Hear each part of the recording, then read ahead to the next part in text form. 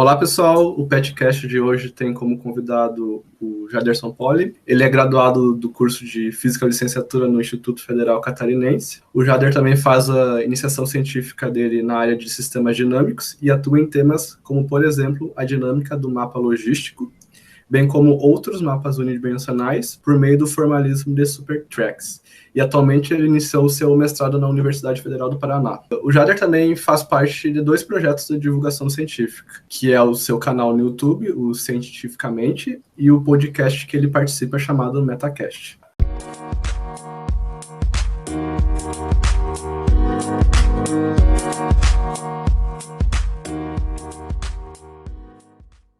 Como que você iniciou o seu gosto, né, por física, digamos assim?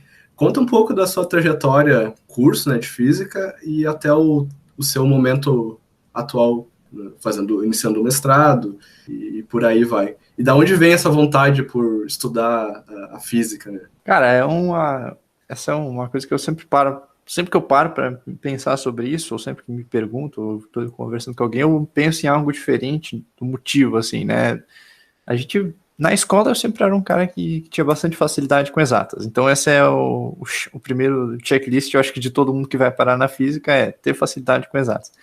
Eu não era tão cara assim, que tinha só facilidade com exatas, talvez eu tive algum privilégio de ter uma educação numa escola boa, né, desde pequeno, conseguia, e meus pais podiam me apoiar muito, muito no estudo, e conforme eu fui crescendo, na escola eu era um cara muito bitolado, assim, sempre aquele cara nerdão que achava, não, se eu não entregar essa tarefa aqui, a professora vai ficar... Mano, o professor vai ficar arrasado, cara, e eu vou ficar arrasado se eu não entregar essa tarefa, então eu tenho que fazer. Então, mesmo que, sei lá, a tarefa mais chata de geografia, eu tava lá, eu fazendo. Isso quando era pequeno, né? Então isso meio que me deixou meio nerdão, assim, nesse sentido de estudar e gostar de estudar. Eu fui perdendo um pouco isso, né? Eu fui ganhando outros interesses durante o ensino médio, né? Daí tu começa a focar, né?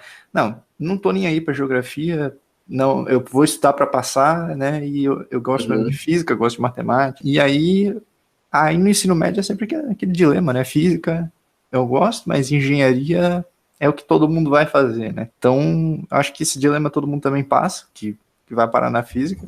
Não tem, acho que alguém que vai para física, não. Eu sempre quis física e nunca pensei em fazer engenharia, porque sempre alguém vai te dizer para ir primeiro para engenharia, né? Por algum motivo. Mas no ensino médio foi quando eu vislumbrei a possibilidade. Não, eu posso fazer física, é uma possibilidade, né? Eu acho que foi lendo um livro, a primeira vez que eu pensei, pô, é possível. Não sei porquê, mas eu tava lendo um livro de tipo, uma mini biografia do Einstein. O cara lá estudou na Politécnica de Zurique, fez isso, foi fazendo PhD, tese, né, descobriu os negócios. E eu vi que tipo, a vida de um físico era uma vida, não tinha detalhes da vida do Einstein, mas era uma vida plausível, sabe? Tu vai lá, faz uma faculdade, tu ganha, depois tu faz uma especialização e tu trabalha pesquisando. Existe essa vida. E eu me senti bem, assim, feliz em saber que isso poderia ser algo legal, algo executável. E aí, chegando no final do ensino médio, eu fiquei naquela, engenharia física, e eu gostava muito, eu ainda gosto muito da computação, né, da programação e tal, então eu tava muito naquela de engenharia física, computação. Aí, no fim das contas, eu passei e estava indo pronto para fazer engenharia de software, que aí é o meio termo de tudo, né? Eu pensei, não, eu vou ter umas aulas de cálculo, que eu adorava a ideia eu não sabia cálculo, mas eu queria muito estudar, eu queria muito saber fazer uma integral, então, eu quero, no fim da minha vida, eu quero já ter aprendido a fazer uma integral, esse era o meu objetivo no fim do ensino médio. Então, engenharia, eu vou poder trabalhar com software, vai ser legal. Aí eu descobri que tinha curso de física no Instituto Federal de Rio do Sul, que é também uma cidade próxima da cidade dos meus pais, aqui de Santa Catarina, né? Ascurra é a cidade dos meus pais, é uma cidade minúscula, mas fica a 50 quilômetros de Rio do Sul. Então, relativamente próximo, mas aí depois descobri que não tinha nem ônibus para ir para lá e tive que morar na cidade. Né? Mas isso é de menos, né? No fim, eu acabei conseguindo ir para física. E no curso de física também, eu tive um bom ensino médio e aí eu acabei não tendo dificuldades no começo. Tipo, consegui ir levando o curso, sempre com aquela minha bitolação que eu já te falei, né? Para aquilo que eu gosto, eu tenho essa, né, vontade de... Não, tem que fazer a tarefa, tem que fazer a lista de exercício, tem que fazer... que é o que eu fui descobrir que é o certo mesmo, né? E dentro do curso de física você vai fazer muitas listas de exercício, Exato. né? Então, você caiu como uma luva no curso, né? Não que eu tivesse, super preparado. Mas tu já tinha um comportamento, né? Que Eu era era um aluno de exatas, digamos assim, isso. já vendo o ensino médio. Eu era aquele cara que fazia tarefa de matemática e de física que tinha que fazer, né? E aí chegou na faculdade, eu já sabia, né? Não, agora na faculdade eu tenho que me organizar e tal. E aí eu ia tentando, né, meio que seguir. E isso foi muito benéfico, porque eu consegui levar de boa o curso, assim. Né? Eu consegui me adaptar no começo, e se tu se adapta no começo do curso, ele meio que dali pra frente tu anda meio que sozinho, né? Tu faça física 1, 2, 3 e 4. O resto, né, sai. Né, de alguma forma ou de outra sai. A maior dificuldade é o começo. Então, felizmente eu tive uma boa base e consegui seguir, né? O que a gente fala lá no curso, ou que pelo menos todo mundo tem uma noção, é que tu construindo aquela base matemática ali no início do curso sólida, né, tipo de cálculo, álgebra, equações diferenciais, né, também, você vai, né, você vai se formar, você vai lidar com as cadeiras avançadas do curso de uma maneira mais tranquila, digamos assim, né. Isso.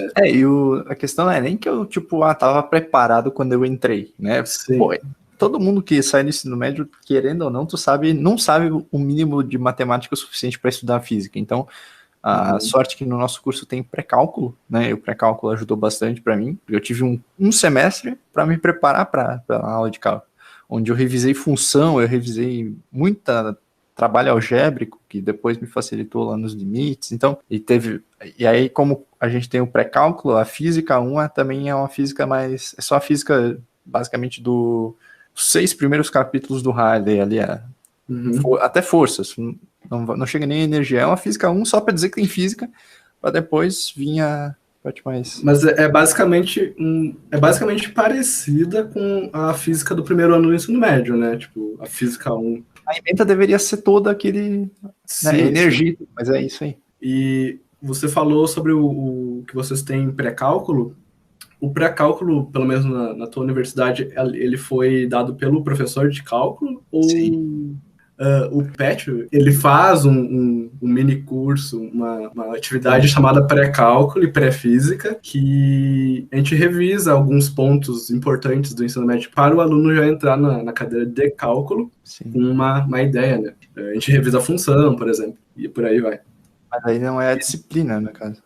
Não é uma disciplina, é só uma atividade que o PET faz. Eu tive uma professora de cálculo 1 e ela fez revisão, ela deu, além de eu ter tido pré-cálculo, ela deu uma revisão, que eu posso também talvez chamar de pré-cálculo. Mas isso é importante, né? Ter essa base matemática para levar o curso de física, né? É isso mesmo. Você, como um aluno de física, você já fez uma iniciação científica, né? Você pode nos explicar mais o que você pesquisa, o que você pesquisou, né, na graduação, e o que seria essa área de sistemas dinâmicos da física? Então, agora eu estou num momento muito peculiar de superposição de estados de curso, né, que eu estou terminando a graduação e o mestrado já começou. Então, essa é a última semana do meu curso de graduação, em teoria, né, a gente tem que fechar tudo até esse final de semana para poder pedir a formatura. Só que essa semana também acabou por começar o mestrado, né? Então, eu estou no ponto de... Terminei a iniciação científica, porque eu defendi o TCC, agora, eu acho que foi hoje mesmo que eu entreguei as correções também.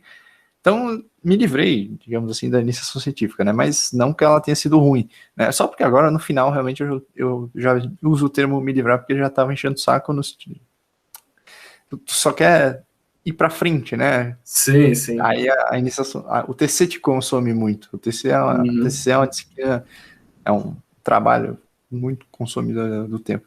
Mas, enfim, a área de sistemas dinâmicos, ela é uma área que até eu sempre vou tentar explicar isso, parafraseio meu professor, meu orientador, o Antônio. Ele fala que não é uma área da física necessariamente, mas mais pode ser vista como uma ferramenta que ela pode ser usada em diversas áreas, porque o nome é muito geral, sistemas dinâmicos. O que é um sistema dinâmico? qualquer sistema da física. Todo sistema físico é um sistema dinâmico. Não tem como tu estudar um sistema, ou não tem sentido em tu estudar um sistema que não é dinâmico. Um sistema, basicamente, né? Você tem que evoluir para alguma coisa, tem que mudar no tempo, tem que ter alguma coisa que Sim. aconteça.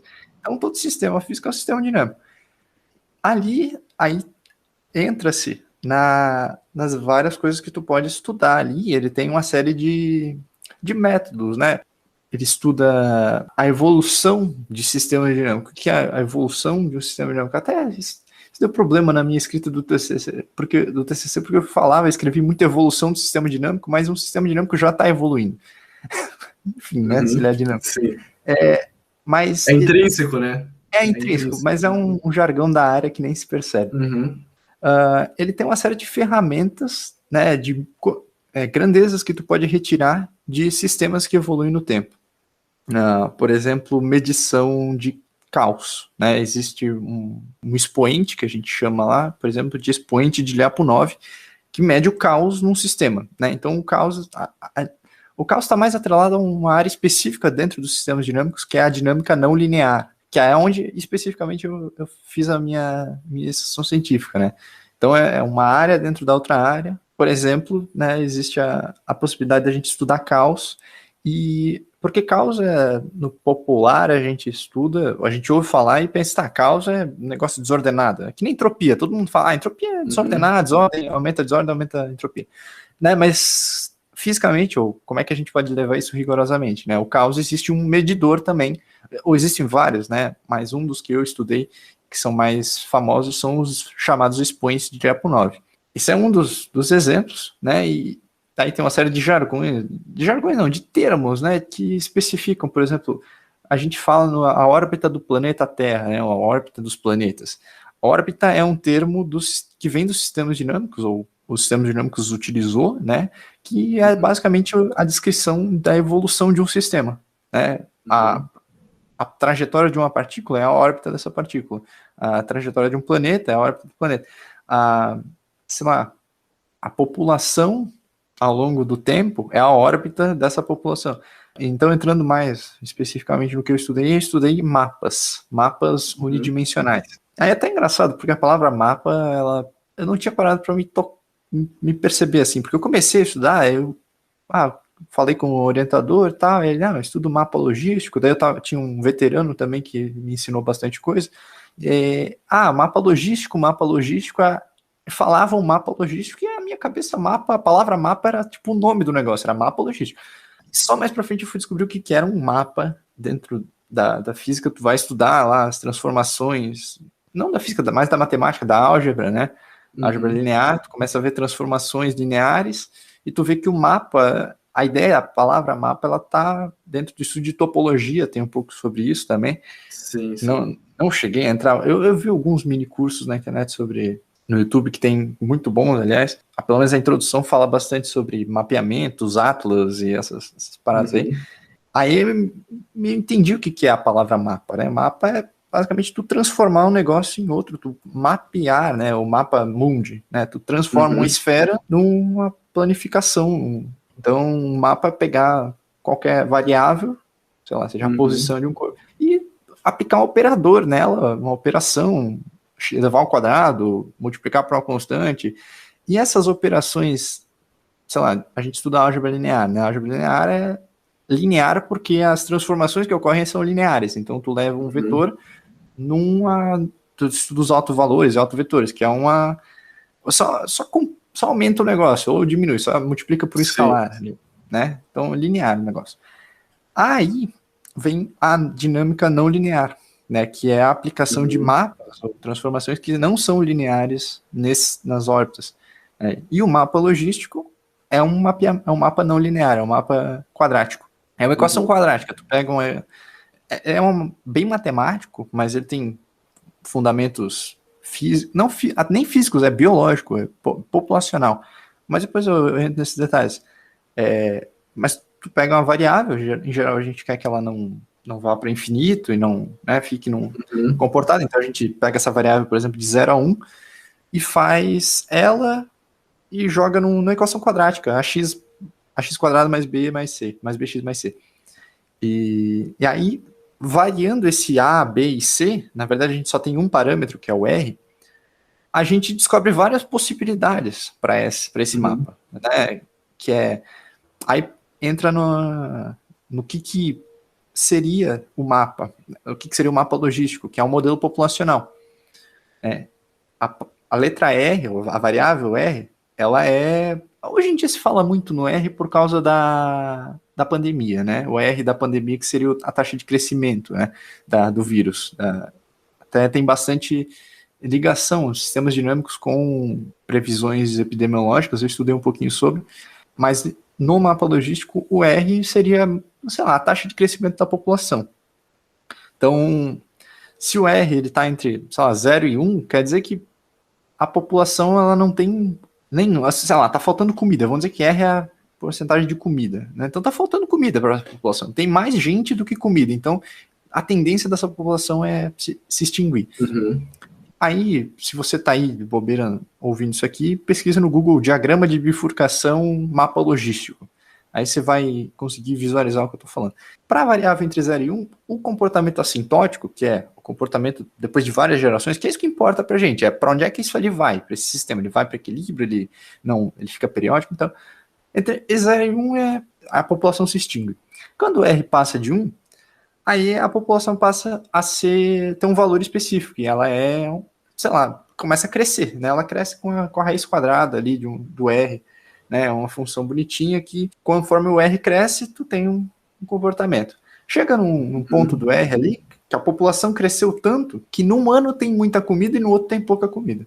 Um ano tem muito, no ano tem pouco. Então a população começa a pipocar. A população, tu tem uma bifurcação. Tu tem uma mudança no comportamento desse sistema. Ele era antes um sistema onde a população... assintoticamente, ela sempre tinha a mesma... na nossa população sempre teve essa população, sempre teve 500 mil habitantes aqui nessa cidade, beleza. Só que chega num ponto que aí um ano tem 500, o outro tem 400, o outro tem 500, 400, 500, 400. E essas bifurcações a gente percebe que elas começam a surgir em cascata. Surge uma série, conforme a gente vai aumentando um pouquinho o valor da alimentação do R ali, começa a surgir mais bifurcações, e essas bifurcações vão surgindo e duplicando, e duplicando, e duplicando, chega num ponto em que a população nunca se repete. A variável começa numa variável e ela nunca vai voltar para o mesmo lugar, porque tem infinitas modificações. E a partir dali a gente chega na região caótica, que é onde a população pode começar onde tu quiser, né, e aonde a gente pode medir o caos. Pode começar num lugar, e tenta começar com a população um pouquinho maior, né, e vai ver como as órbitas, essa sequência se comporta. Elas não vão ter nada a ver depois de, sei lá, 10 gerações. Não vai ter nada a ver uma com a outra. Por quê? Porque a gente tem caos. Caos, ele é algo que precisa de uma equação, algo determinístico para funcionar, mas ele...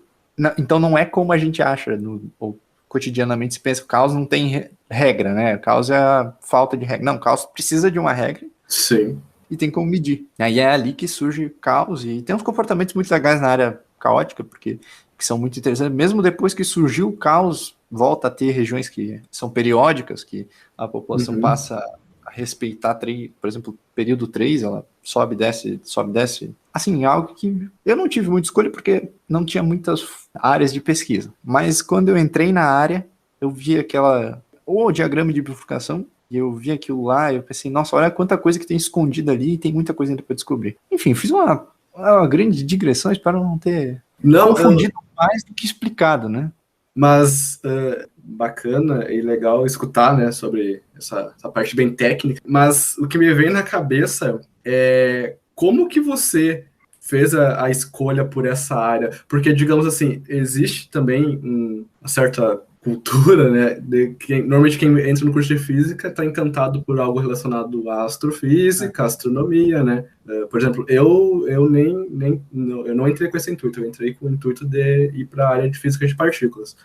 Mas, como que vem esse seu interesse por essa área? Você teve dentro da universidade, você teve alguma palestra, algo do gênero, para se interessar? Na real porque assim, no instituto onde eu fiz lá, fiz o curso, né, em Rio do Sul, é um instituto pequeno, e como é licenciatura ainda, né, só tem a licenciatura, não tem muitos professores, né, o corpo docente da física são 7 professores, né, muito pequeno, então não tem muita opção de área, né, tem professores ainda desses 7 que são do ensino, E eu não tinha muito interesse em fazer pesquisa em ensino, apesar de eu ter feito um monte durante a graduação por causa das disciplinas e outras extensões. Então, eu cheguei na graduação, eu sabia que eu queria fazer iniciação científica, eu já tinha essa ideia na cabeça. Isso, inclusive, vale para quem estiver ouvindo, que não sabe, vou fazer física, o que eu faço da vida agora? Vai fazer iniciação científica, por favor, é extremamente importante. Procura o seu primeiro professor que aparecer na tua frente, vai lá e fala com ele. Não gostei da área, troca, né? Eu não tive tanta opção de trocar, porque não tinha... Depois que eu comecei ali, um outro colega que está se formando agora comigo, que é o Eduardo, ele começou com outro professor em física nuclear. Mas aí eu já estava enveredado para sistemas dinâmicos, né? E também lá no primeiro semestre eu pensei, não, vou falar com o professor aqui, ele falou que fazia pesquisa, eu pensei, não, vou falar com ele, vamos fazer. E aí fui fazendo, daí quando eu vi ele já tinha me passado um artigo para ler, faz essas contas, faz isso aqui, pô, não é como se eu tivesse sido obrigado a fazer, mas eu não tive outra opção, mas eu gostei muito, né, é uma área que ela me surpreendeu bastante, né, porque realmente eu fui para física, não sabia muito bem a área, assim, astrofísica, física de partículas, eu gostava da ideia de física de partículas e astrofísica também, né, mas eu sempre tive aquele pé atrás de pensar, pô, eu acho isso muito modinha pra fazer, sabe?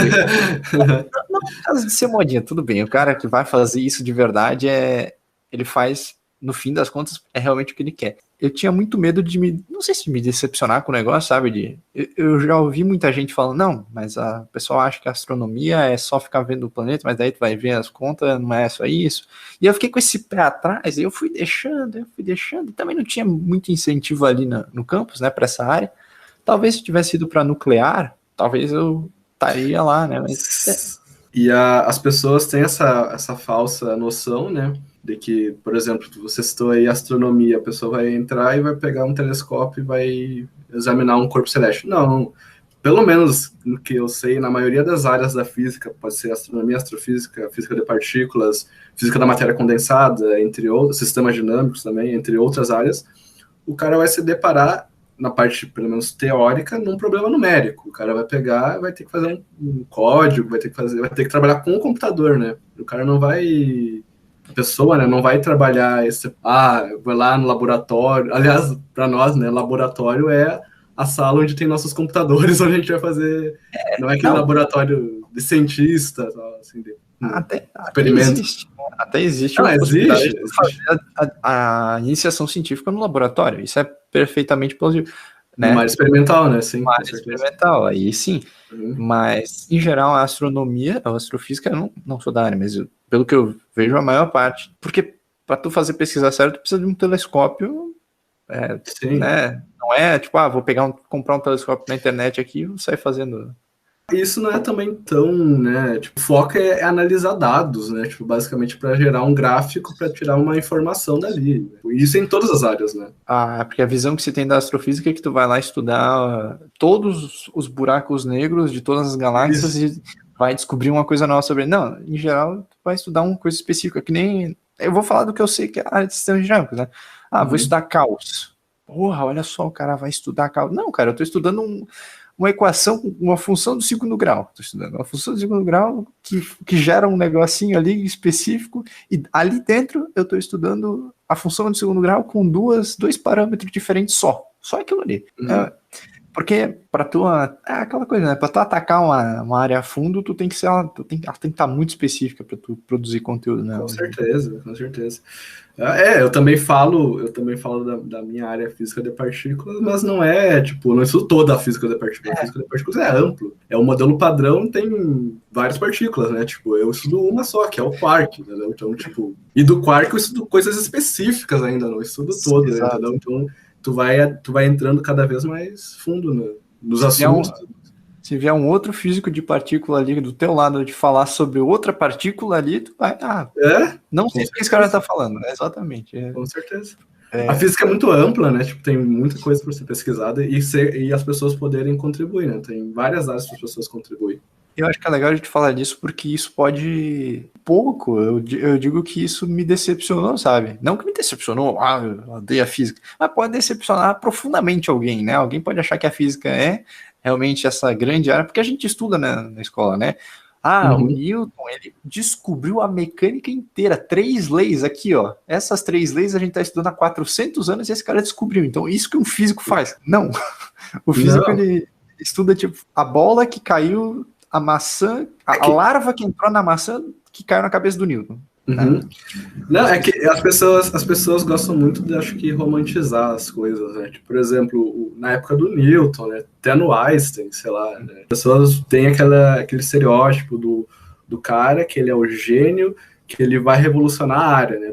Da determinada área que ele está estudando ali. E não, a física é construída, a ciência em si tem esses grandes saltos, obviamente, na história, mas ela sempre está sendo construída a passos curtos, né, tipo, digamos assim, por várias pessoas, né, e na época deles a maioria fazia sozinho realmente um trabalho, né, o Newton fazia sozinho. Hoje não, hoje é colaborações, tipo, tem várias pessoas estudando o mesmo assim, no mundo inteiro. A ciência como um todo, assim, ela é muito assim, porque às vezes eu paro pra pensar nisso também, porque, cara, a gente sabe tanta coisa, sei lá, às vezes eu me paro pra pensar, tá, tô andando na rua, hoje em dia não se anda mais na rua, né, mas tô andando aqui perto de casa, aí eu olho no chão assim, tá, tem umas formigas. Aí eu penso, tá, beleza, formiga. O negócio é uma formiga que tá aqui na minha casa, é um tipo específico de formiga. Tem alguém no mundo que estuda o xixi dessa formiga.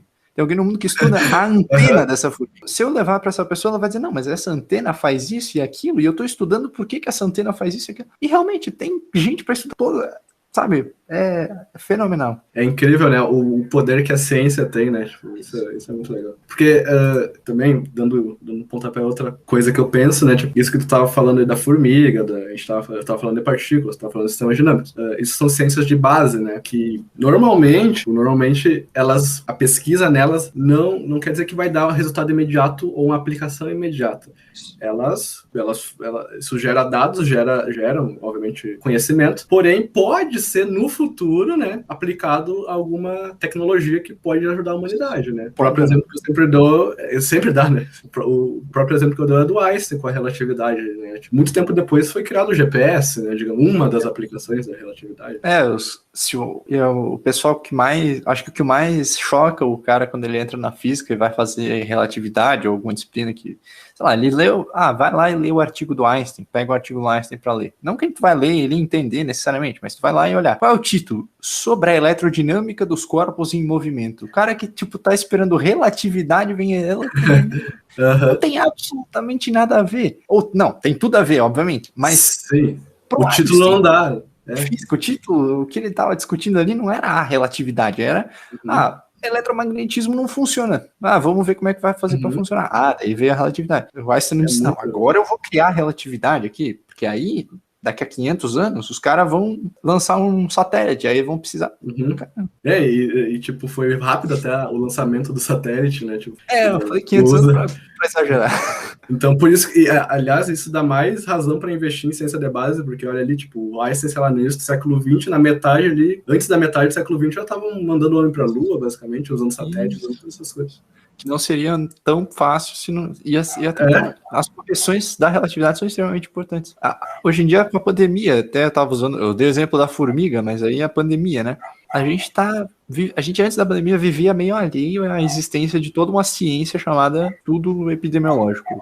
Tanto de físicos, biólogos, médicos, epidemiologistas, existe um monte de gente que já estava, por exemplo, o Átila, né? O Átila que está sempre aí divulgando a ciência do Covid e tudo mais. O cara fez um doutorado em microbiologia, em transmissão viral, estudou acho que HIV, se não me engano. Ele foi um dos caras que estudou a transmissão de vírus, mas existem outras 1.200 pessoas no Brasil só que estudaram transmissão de vírus, que têm entendimento sobre isso e que conhecem sobre isso, e não estavam esperando que a pandemia... eles podiam até dizer, não, existe a possibilidade, mas não que ia ser esse ano ou ano que vem. Isso que tu disse, né, já tem uma base de estudo, de conhecimento muito antes de acontecer a pandemia, né, obviamente ela está sendo uma das coisas, pelo menos que eu vivenciei, as coisas mais diferentes, digamos, no mínimo diferentes, né, tem muita gente morrendo, né, muita gente doente. Porém, se nós não tivéssemos o conhecimento de antes, né, da base que nós temos construído, de estudar pandemias, vírus, essas coisas, nós teríamos talvez pior, né? Muito pior, né? Se nós não tivesse. E não teríamos ainda a vacina, não teríamos a vacina ainda, né? Que foi algo, acho que uma das coisas que as pessoas não notam, que foi uma conquista científica muito grande, porque uma vacina nunca saiu tão rápido, né? Quanto essa. As previsões eram tipo, 3 anos. 3 anos a gente vai estar... Mas aí usou-se tudo que já se tinha construído sobre conhecimento de como fazer vacina para esse tipo de vírus específico, é fenomenal. Bom, então, eu acho que você já citou, se não me engano, mas você poderia citar, sei lá, alguma aplicação que teria da sua área de pesquisa, ou da sua área que você pesquisou. Aliás, outra coisa que eu ia perguntar, você vai continuar nessa área de pesquisa no mestrado, ou você vai mudar? Segunda pergunta, ainda não sei. Essa é a resposta mais curta, né? Eu não sei, porque eu tenho interesse, tem essa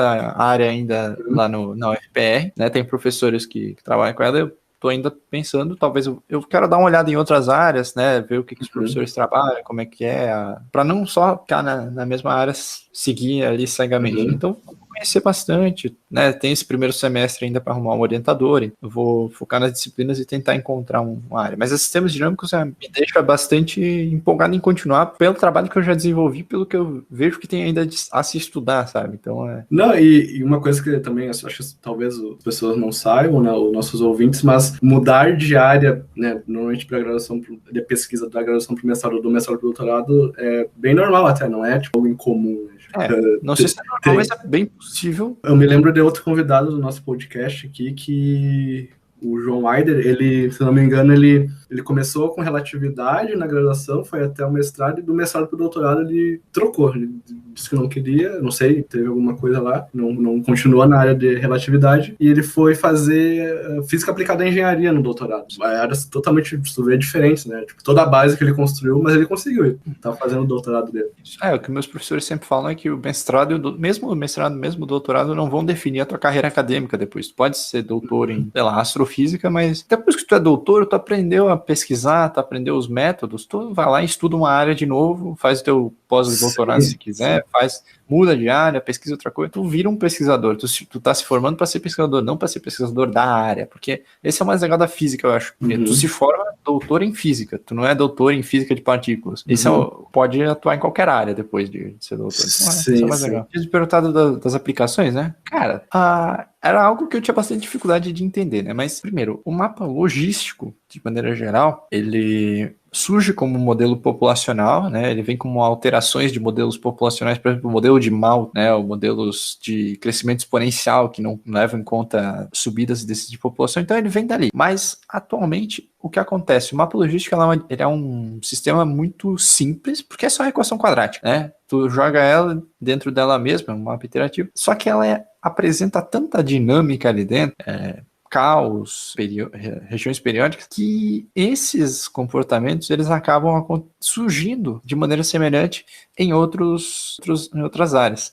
Cara, tem um vídeo que eu sempre cito que é o vídeo do Veritasium, que ele fala, ele vai desde periodicidade com que as gotas caem de uma torneira até claro, populações de formigas, populações de baratas. Isso ele permite descrever, porque ele é simples, mas ele apresenta uma série de dinâmicas, esse é o ponto. Então essas dinâmicas elas vão aparecer em uma série de populações ou de fenômenos. Né? Agora, em específico, até cito no meu TCC, sei lá, criptografia é uma das áreas muito usadas, criptografia agora estou lembrando, números aleatórios, geração de números aleatórios, essa ideia biologia você citou também, eu acho. A biologia de maneira geral, populações, dinâmica de populações. Células também que está dentro da biologia. Isso, é isso, assim, não vou dizer que existem tantas aplicações, mas elas...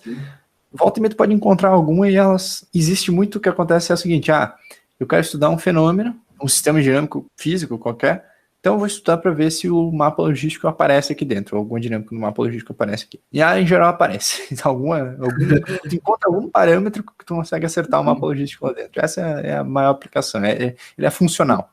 No final do dia você vai achar um mapa logístico, então.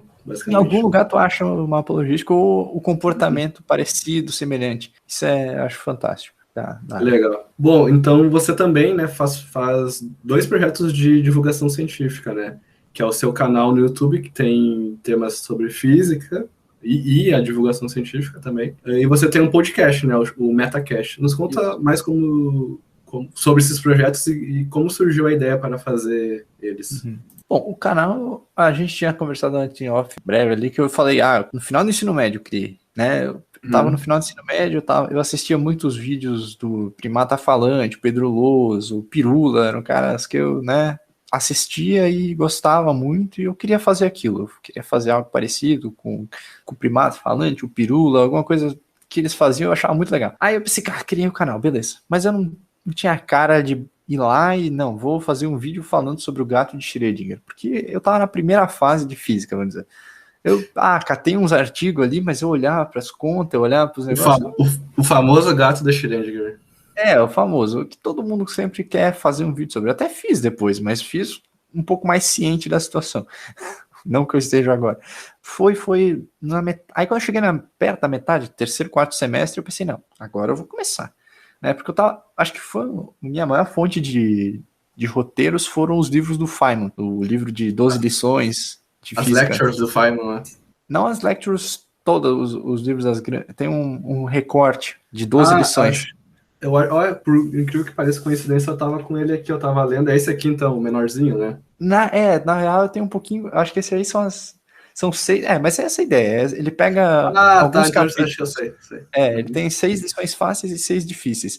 E eu tava lendo isso no final do primeiro ano pro segundo da graduação. E volta e meia ele me dava uns insights assim, que tipo, ele explicava lá o que era o fogo, ele explicava lá, que aí eu fui lá e fiz um vídeo sobre isso. Ele explicava lá... Do jeito dele, né? Obviamente com toda a física, mas é uma linguagem diferente, né? Isso. E aí eu usava aquela analogia para fazer um vídeo.